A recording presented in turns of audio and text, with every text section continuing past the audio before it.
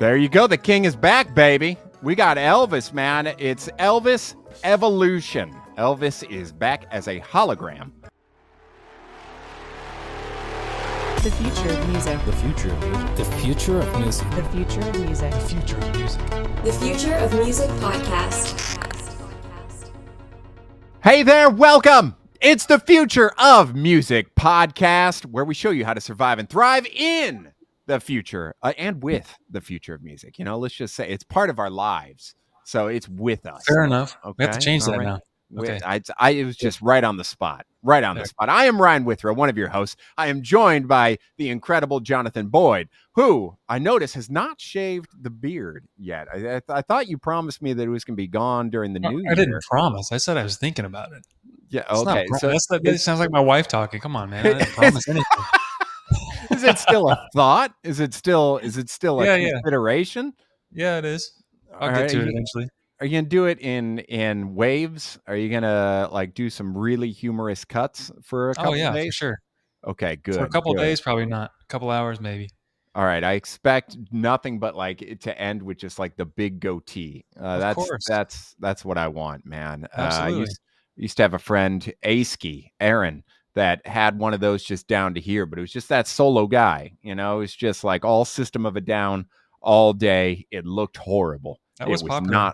It wasn't a good look. I don't want it to come back. So don't do that. Make sure you shave it a day or so later. But John, it's good to see you. We're both feeling alive and well now, which is good, except for problems with old age, like nerve problems. But you know, what are we going to do? We're old. So there you go. But today I am actually pretty darn excited. I've actually been like, if you look here, I've already been like this whole week and week before immersing myself back into the world of VR and playing around in there and having a good time. You know, I could say that it's because of us and me remembering these things and wanting to dive in more. So we're going to dive in more to the future of music stuff today. But what specifically are we talking about today, John? Well, of course, we got some more predictions that, what do you know, have actually come true. So if you ever wanted to see Elvis live in concert, well, you can now, actually. So it's pretty cool. We're going to talk about that. And then also virtual concerts. It's on the rise, just like we predicted. So we're going to dive into all the sweet details of how you can see the Foo Fighters from your couch. Okay. All right. That's your first thought is Foo Fighters? That's your first one to go to. They did a virtual concert recently, so it's like top of mind, right? Yes. I remember seeing them here in person, and it was the time that Dave Grohl like broke his leg.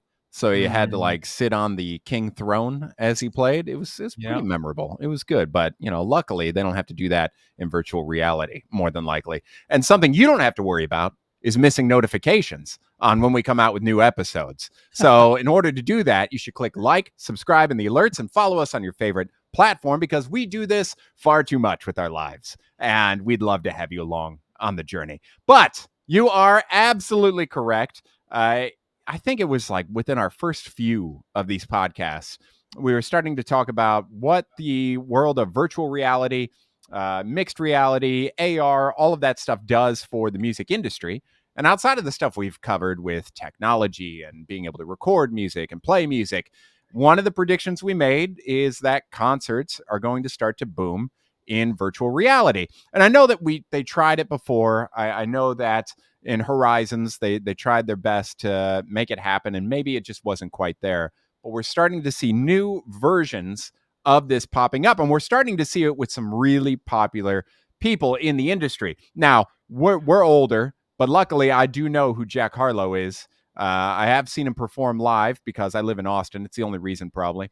But outside of that, I know that my brother-in-law and his friends listen to Jack Harlow all the time. And he announced that a trailer, and we're going to watch a trailer, about this concert he's doing, a VR concert called No Place Like Home, where he's in his hometown, and it's an immersive virtual reality concert. And the immersive concert will allow fans to watch the performer and be able to move around in different views of the actual performance and feel completely immersed to where they're looking around everywhere at an audience around them. So this was a VR specific concert recorded for the purpose of immersion, but it was still a proper concert. So I've got a quick video here that I'm going to show you on the teaser of exactly what it's going to look like and feel like for you to be a part of this with your headset on. So let's check that out.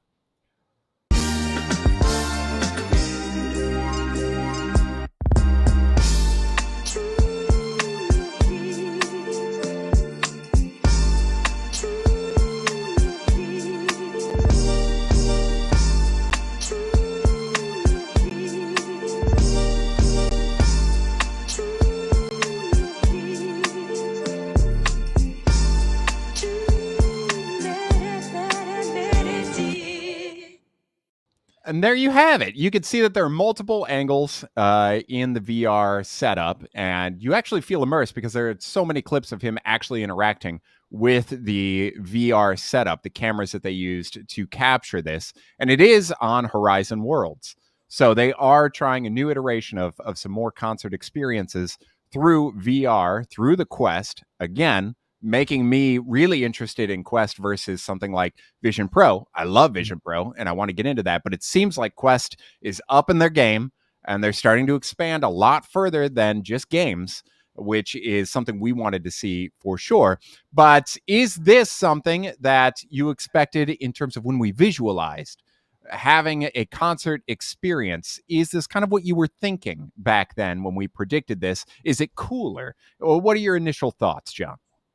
I think it's both. It is kind of what I was predicting, what I was imagining when I was thinking about that.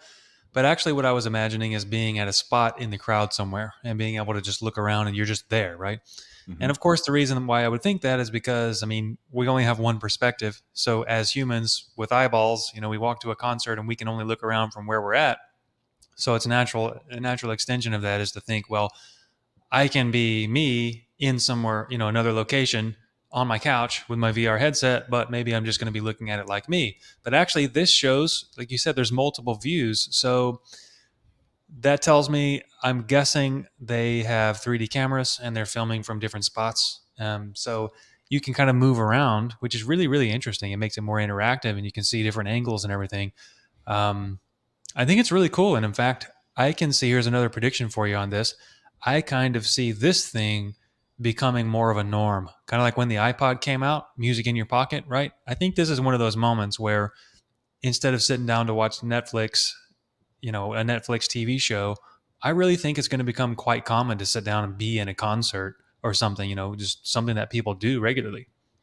And I would say that I'm excited because there's so many bands, so many groups that perform nowhere near me that Yes. I wish I could see. I've been very fortunate to go to plenty of the Rammstein concerts in my day, and they are like beyond amazing because they use like gallons upon like tons and tons of fuel and pyro and all these shows. And it's like an actual experience. It's really cool to see. So for those people that aren't able to see the one show they do every 10 years to 20 years in the United States, something like this really makes it accessible for them. And they're, me being the weirdo I am with the bands that I listen to, most of them are not in the United States, right? So for me, I really like the fact that I can immerse myself and get into a concert of somebody that I'd have no ability to see unless I flew overseas specifically to see a concert. So the accessibility for me, I think, is one of the coolest things. Also, what do concerts do? They cost a lot of money anymore. So you have to limit your choices. So if you have like 4 artists coming in the next month, you probably have to choose 1 or 2 and you can't do everything. But being able to, as you said, sit down and just go through like a Netflix and being like, yeah, let me check out this concert. Let me go to this one. Let me check this one out. And being able to do that, let alone the idea that I'm sure they're already considering bringing groups into these concerts. So having concerts with your friends next to you and being able to have conversations and talk about what's going on and just being able to view that simultaneously, I think is really neat. But I'm excited to see it back in action. I'm excited to see that Meta has decided to kind of push this again and get us back to this immersive concert experience in VR, which, by the way, is available on every platform. You don't need a fancy new Quest 3, you don't need the Vision Pro. You don't need any of that. I can go into my Quest 2 and be immersed in this concert experience. So I'm going to make sure we do that because I want to check it out for sure and report back. But that doesn't stop us. That's not where it stops. And in fact, I think the coolest thing that I read about and learned about this week is a level that I think we've mentioned, but we're always focused on VR, AR, mixed reality, all of that stuff.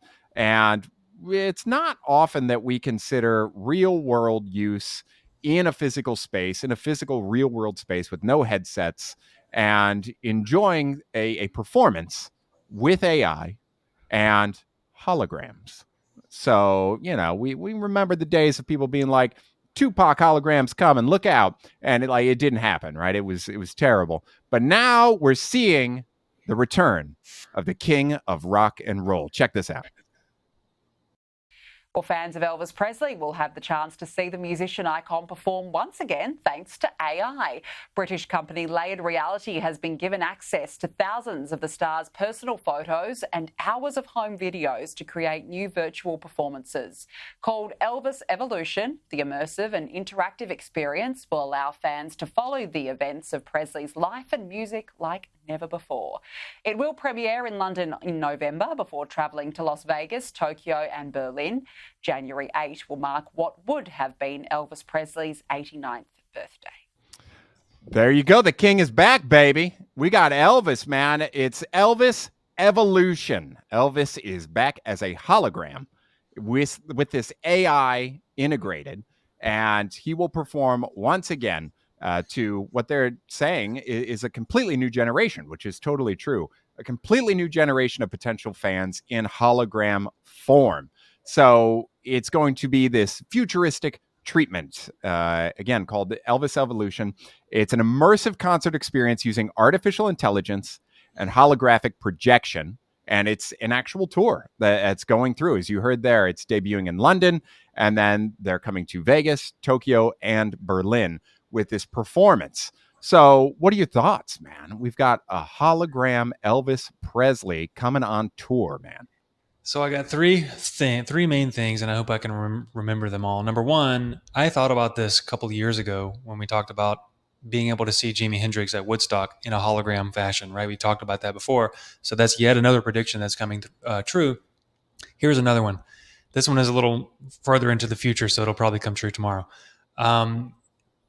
The same way that we had albums and music before, and you had to listen to a CD or a tape or a record or something like that. And then music was digitized. So it went to MP3s, and you can have iPods and stuff like that. But throughout all of those years, you have to select the music that you're listening to. You have to dial it up on your wheel or whatever. Then we came out with things like Pandora. And Pandora and Spotify now and some other programs, what they allowed you to do is basically say, I want to listen to something that sounds like this. Mm-hmm. Show me new stuff, right? And it goes out there and it finds all the similar things and shows them to you. Now, with all of these new concerts, the ability to bring back a previous act. There's already so many bands out there because the access to play music is easier than it's ever been, but also there's more people on the planet than there's ever been. So you already have tons of bands and artists, right? But now imagine reviving all the old ones too. So you just have so many to where it's going to be hard or more difficult to pick what do I want to listen to. So I can actually see, talking about our virtual concert idea where you can just dial up a concert, I see a Pandora version of that where it will suggest for you, hey, watch this artist concert, be at this artist concert. It will just kind of suggest it for you. It's just like the new level. Another thing is whoever is behind all of this, or I think they're going to make a ton of money if they own the rights to Elvis, for example, the Beatles, all the super popular acts. There's so much nostalgia and behind all of that. Elvis is great. Elvis was great, whatever. I don't love Elvis, but I would go see it. It's cool. Why not? It's neat. But yeah. And I would say that I agree completely with that. I start thinking about what's the future of this. If this is successful, what are the next steps? And as you mentioned, Beatles, I start to go, man, could you imagine like a Beatles tour with the remaining Beatles living and the hologram versions of those that have passed away. Mm-hmm. And it's an entire tour. You're watching them play Beatles songs, and they're all on stage. And then the other layer is that we talked about this new Beatles song that used AI to come out. That I think it was called Now and Then, and it's a huge hit. I think it hit number one on YouTube for Mm-hmm. a consistent amount of time now. But when do we start seeing these AI hologram concerts starting to produce new music based on the AI? So not only are they performing all the stuff that they had when they were living, but now we're starting to use AI to come out with new music with this technology so that you see them perform new things based on AI. So this just blows my mind in thinking of seeing like Paul McCartney there with all of the Beatles and seeing them actually do a Beatles tour with the holograms. The possibilities are pretty crazy when you start to see that and see it happening. But yeah, I'm just amazed at, I guess, two things. One, we see so much development in mixed reality and VR, which is great. We love that. I think that's fantastic. It's nice to see that we haven't forgotten about the real world experiences as well Mm-hmm. and starting to tap into the new technology to bring to life real world experiences without a headset on that start to bring things together and give you these incredible times. So I'm excited about both of these. I see Vegas, I see Tokyo, I see Berlin. That's not near me. But we can hope that it comes near me and I can do this. I mean, how many people go to these immersive light experiences or art experiences like Meow Wolf, for instance, and how incredible and amazing that is, and how many people pay a ton of money to be immersed in an environment like that. So I see this kicking off heavily. I see this starting to move into other artists that people are requesting that they wish Mm-hmm. seen as well. And I believe the Elvis Evolution thing is also like a documentary cooked into it as Yeah. well, kind of going through his life. But pretty amazing stuff, man. And I've got no question for you. I'm just going to throw it back. There you go. I mean, that's all I can say as well. It's amazing. We talked about this for years. It's actually happening, and it's just kind of wild because it's actually happening, and you're going to be able to see not only Elvis, but again, I do think they're going to bring back the Beatles. I mean, man, just think of the acts that you can go see, and Mm-hmm.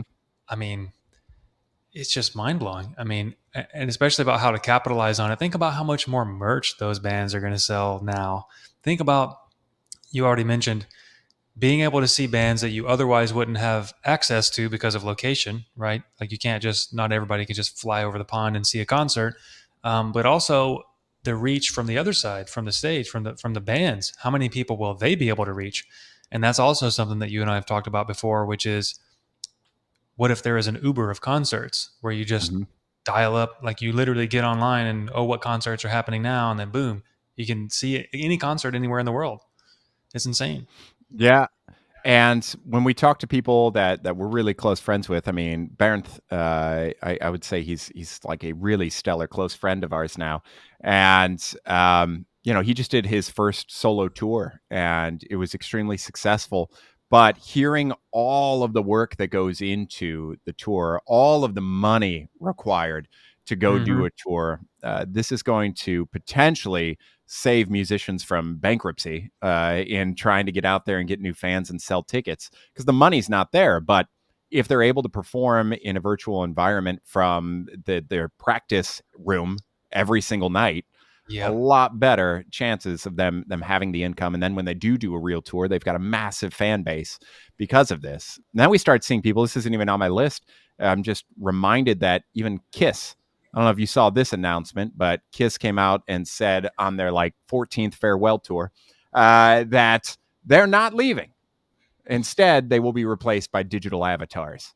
And Perfect. the Kiss name will live on through avatars and digital stuff like AR, VR, and other Of course it online will. concerts. Of course, on top of selling coffins with the Kiss name on it, they gotta do it. But it's happening. It's all happening right now, and it's just going to continue to happen. And I can't wait for the moment where hologram Hendrix is right next to me. and maybe it's accessible Hologram in Hendrix. my home. Yeah, hologram Yeah. Hendrix, the double H, easier. But being able to jam with those people in my home and seeing that happen and being able to play solos back and forth with some of the greatest guitarists that are no longer with us, it's just really cool and it's inspiring. I always say that one of the key reasons I buy new guitars is because you get like inspiration from a new guitar, right? If you stay with the same guitars like I have for a year, you start to contemplate getting another one because you're like, man, I could probably play like an extra hour a day if I get a new guitar. Same goes for all this stuff. Imagine how much people will actually immerse themselves, play more, learn more if they're like, what do I want to do today? I guess I'll learn from Jimmy Page. Like, let me put this on here. Let me just check that out.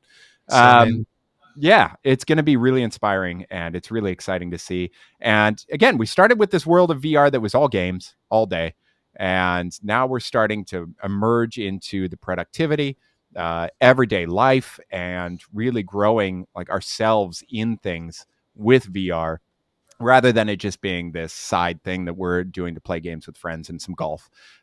Instead, it's useful stuff, and it's really exciting to see. So I'll put the links for all this stuff down below, especially if you're in London, Vegas, Tokyo, or Berlin, which we do have quite a few of you that listen overseas. So feel free to check out Elvis Evolution if you can and report back. But until then, we'll continue digging and reporting back to you in the next episode. John, it's so good to see you. I'm glad you're feeling well, my friend. And to all of you, thank you for being here on the Future of Music podcast.